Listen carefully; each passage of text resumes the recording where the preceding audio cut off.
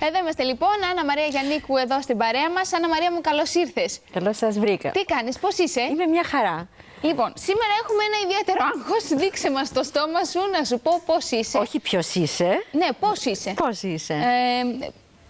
Γιατί το λέω αυτό? Ναι. Διότι σίγουρα το στόμα δεν είναι ένα ξεχωριστό όργανο από το υπόλοιπο ανθρώπινο σώμα.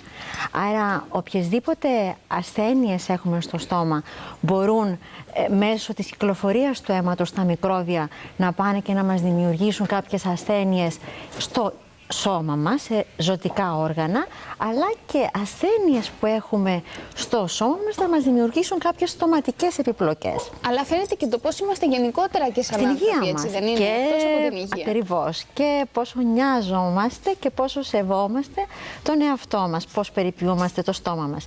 Για παράδειγμα, μπορούν κάποιες ασθένειες να μην διαγνωστούν και εμείς οι οδοντίατροι να καταλάβουμε ότι ο ασθενής πάσχει από αυτές τις ασθένειες. Να πω κάποια παραδείγματα. Ναι.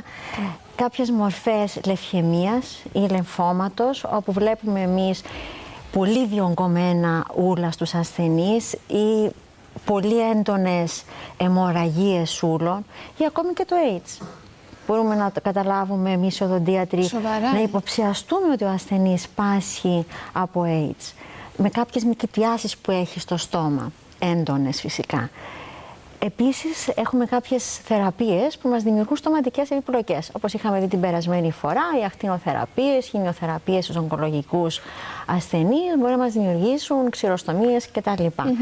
Αλλά έχουμε και ασθένειες στο στόμα μας, όπως είναι η περιοδοντίτιδα, η ασθένεια που μπορεί, αν την αφήσουμε αθεράπευτη, να κουνηθούν τα δόντια και να πέσουν, να φέρουν πρόωρους τοκετούς στις έγκυες. Σοβαρά. Βεβαίως, έχει γίνει έρευνες, πολλές έρευνες πάνω σε αυτό το θέμα και έχουμε δει, όπως λέμε τώρα, είναι μύθος πλέον ότι οι έγκυες δεν πρέπει να επισκέπτονται τον οδοντίατρο. Κατά τη διάρκεια της εγκυμοσύνης. Βεβαίως, σαφώς πρέπει να γίνεται επίσκεψη στον οδοντίατρο. Διότι έχουμε δει άτομα έγκυες που πάσχουν από περιοδοντίτιδα είτε να γεννούν πρόωρα και αυτό τι φέρνει, μπορεί να φέρει το λιγότερο λιποβαρή βρέφη και βρέφη ίσως με πνευματική καθυστέρηση, διότι γεννηθήκαν πιο γρήγορα, είτε με προβλήματα στα μάτια, είτε στην ακοή, είτε στους πνεύμονες κτλ. Μάλιστα. Πολλά πράγματα δηλαδή μπορεί να δει κάποιος και να ξεχωρίσει από τα δόντια. Εδώ με την περιοδοντίτιδα έχει συνδυαστεί με την νόσο του Αλτσχάιμερ. Διότι κάποια φλεγμονώδη μόρια από τα ούλα μπορεί να χτυπήσουν στον εγκέφαλο και να φέρει την νόσο του Αλτσχάιμερ. Ή ακόμα και εφράγματα μπορεί να φέρουν η νόσος της περιοδοντίτιδας ή ακόμα και προβλήματα στην καρδία. Απίστευτο το πόσο πολύ μπορεί να συνδεθούν τα δόντια, η στοματική κοιλότητα με όλα αυτά τα οποία μας έχεις αναφέρει. Ακριβώς. Εδώ η Παγκόσμια Οργάνωση Υγείας έχει δώσει κάποιον ορισμό τι σημαίνει ποιότητα ζωής. Και λένε ότι η ποιότητα ζωής πρέπει να έχουμε καλή σωματική κατάσταση. Δηλαδή, να μπορούμε να φάμε μόνοι μας, να μπορούμε να φάμε σωστά, να μπορούμε να ντυθούμε μόνοι μας, να μπορούμε να κάνουμε μπάνιο μόνοι μας και να περπατήσουμε. Δηλαδή, να αυτό συντηρηθούμε. Πώς μπορούμε να φάμε σωστά αν δεν έχουμε όλα μας τα δόντια? Γι' αυτό λέμε πρέπει αν μας λείπουν δόντια, πρέπει να προβούμε σε προσθετική αποκατάσταση, είτε να βάλουμε ένα εμφύτευμα, είτε να βάλουμε μια γέφυρα. Υπάρχει και το άλλο που κάποιος μπορεί να έχει πραγματικά πολύ όμορφα δόντια, αλλά να είναι τα πιο αδύναμα δόντια του κόσμου. Δηλαδή, εμένα μπορεί να μου φύγει ένα κομμάτι δόντι επειδή μπορεί να τρώω δημητριακά, ας πούμε. Δηλαδή, να μασίσω μια τσίχλα. Μπορεί να φύγει κανονικά κομμάτι από το δόντι. Είναι απίστευτο. Είναι άλλο θέμα αυτό. Ναι, σίγουρα. άστα να πάνε. Είναι άλλο θέμα. Αλλά εκεί που ήθελα να πω επίσης, ότι πώς μπορούμε να έχουμε καλή πνευματική κατάσταση, εντάξει, άμα πονάμε. Εδώ έδειξαν έρευνες ότι άτομα που πάσχουν από κροταφογναθικές δυσλειτουργίες, δηλαδή πόνους εδώ πέρα στην άρθρωση που θα τους φέρουν ίσως πονοκεφάλους. Πόνους όταν μασάμε, ας πούμε. Ή σφίγγουν τα δόντια τους τα βράδια, ή τρίζουν τα δόντια τους. Σιγά σιγά δημιουργούνται κάποιους πόνους εδώ πέρα στην άρθρωση. Αυτοί οι πόνοι αντανακλούν στο κεφάλι μπορεί να δημιουργήσουν πονοκεφάλους ή ημικρανίες ή πόνους στον αυχένα ή στο στέρνο ή στο πρόσωπο. Σκέψου, Χριστιανά μου, να πονάς έτσι κάθε μέρα. Έχουν δείξει έρευνες ότι 60% των ανθρώπων που πάσχουν με σοβαρές μορφές δυσλειτουργίας τέτοιας έχουν κατάθλιψη. Και ας μην... Μα όταν υποφέρει καθημερινά κάποιος άνθρωπος. Και ας μην ξεχάσουμε μια λαϊκή ρίση που λέει αυτός που δεν ένιωσε πόνο του δοντιού και δεν ένιωσε πόνο της γένας, πόνο δεν γνώρισε. Είναι αλήθεια αυτό. Ο πόνος του δοντιού είναι πολύ δυνατός. Πραγματικά μπορεί να σε αφήσει... Είναι πραγματικά πολύ δυνατός. Ή ακόμα η κοινωνική σου δραστηριότητα.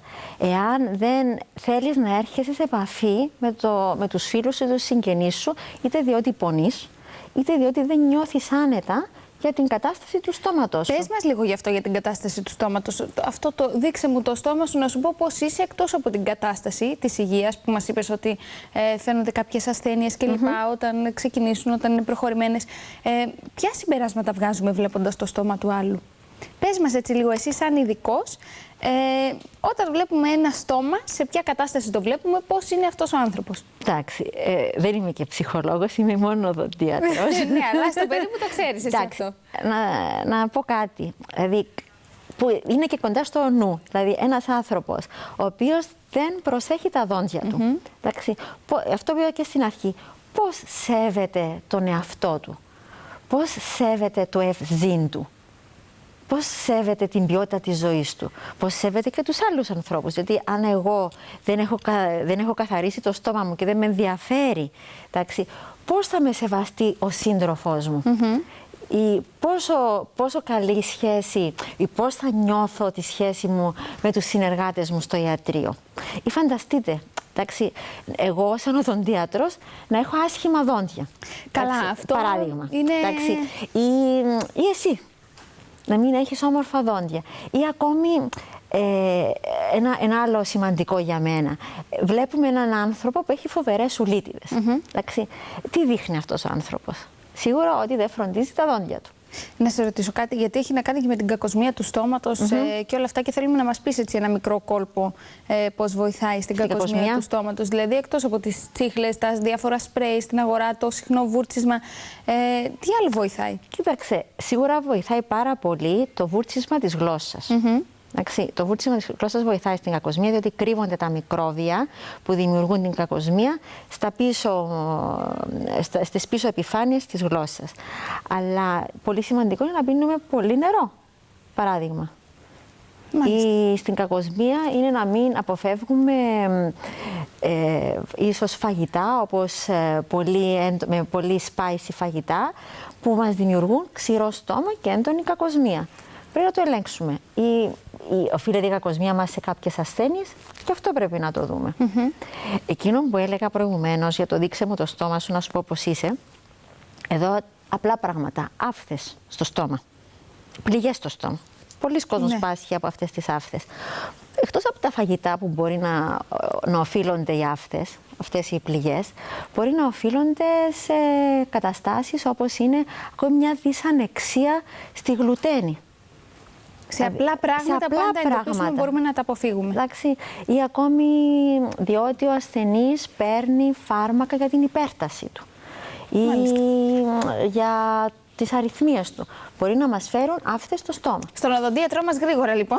Στον οδοντίατρό μας γρήγορα, και όχι γιατί είμαι οδοντίατρος. Εκείνο που θέλω να πω είναι ότι καμιά φορά λέμε δεν έχω, μια και λέγαμε για την κρίση, δεν έχω αρκετά λεφτά. Η αλήθεια, Άννα Μαρία μου, είναι ένα θέμα. Εντάξει, να πω κάτι για αυτό το θέμα.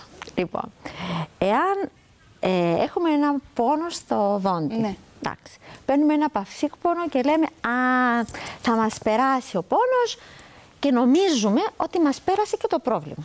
Φυσικά και όχι. Τα μικρόβια που υπάρχουν στα δόντια σίγουρα θα παραμείνουν, θα πολλαπλασιαστεί τα μικρόβια, και εκεί που θέλουμε ένα μικρό σφράγισμα μπορεί να θέλουμε από απονεύρωση, από εξαγωγή του δοντιού, μετά να θέλουμε προσθετική αποκατάσταση. Και να σου πω και κάτι άλλο, Χριστιανά μου, που το λέω πάρα πολύ συχνά αυτό. Δηλαδή, αν χαλάσει η τηλεόρασή μας, φυσικά πρέπει να τρέξουμε να αγοράσουμε καινούργια, εντάξει, διότι θέλουμε τη διασκέδασή μας και όλα αυτά. Αλλά όταν χαλάσει, όταν νιώσουμε πόνο, γιατί να μην τρέξουμε στο δόντι, γιατί να μην τρέξουμε αμέσως στον οδοντίατρό μας? Δεν σεβόμαστε την υγεία μας, δεν σεβόμαστε την ποιότητα της ζωής μας. Σε αυτό που είπες με το οικονομικό, επειδή το έχει στήξει και είναι πραγματικά πολύ σοβαρό και σε ό,τι έχει να κάνει με τα δόντια, πραγματικά είναι πολλά τα χρήματα τα οποία μπορεί να χρειαστεί να φτιάξεις 3-4 δόντια και με απονεύρωση και μετά θα χρειαστεί κάτι από πάνω και μετά κάτι να στο κρατήσει το δόντι. Θεωρώ ότι δεν υπάρχει οδοντίατρος που είναι ο οδοντίατρός σου και να του πεις θα σου δώσω τα χρήματα σιγά σιγά, γιατί δεν μπορώ να έρθω τώρα να σου δώσω 1.000 ευρώ αυτό το μήνα για να μου φτιάξεις 4-5 δόντια και θα σου πει όχι. Εντάξει, μπορεί να βρεθεί νομίζω. Σίγουρα υπάρχουν λύσεις. Υπάρχουν λύσεις και σίγουρα αυτό ολοκληρώνοντας είναι ότι με το να προσέξουμε το στόμα μας, προσέχουμε ακόμα και τα οικονομικά μας. Έτσι να το θέσουμε. Διότι ναι, πρέπει να βλέπουμε τη μεγάλη εικόνα. Κάνουμε μία μικρή κατάθεση στο δικό μας εαυτό. Πάμε για σφράγισμα πριν πάμε για απονεύρωση. Πολύ σωστά το έθεσες. Σε ευχαριστούμε πάρα πολύ. Εγώ σε ευχαριστώ, Χριστιάνα μου. Καλή συνέχεια. Και σε σένα. Πολύ σύντομα θα τα ξαναπούμε. Θα σε δω στο dance. Να είσαι καλά, σε ευχαριστώ πολύ. Πάμε διαφημίσεις και επιστρέφουμε. Ανδρέας Έκτορας μας παρουσιάζει για πρώτη φορά σε πρώτη παγκύπρια μετάδοση 2 καινούργια κομμάτια αμέσως μετά. Το ένθετο στοματικής υγιεινής παρουσιάζει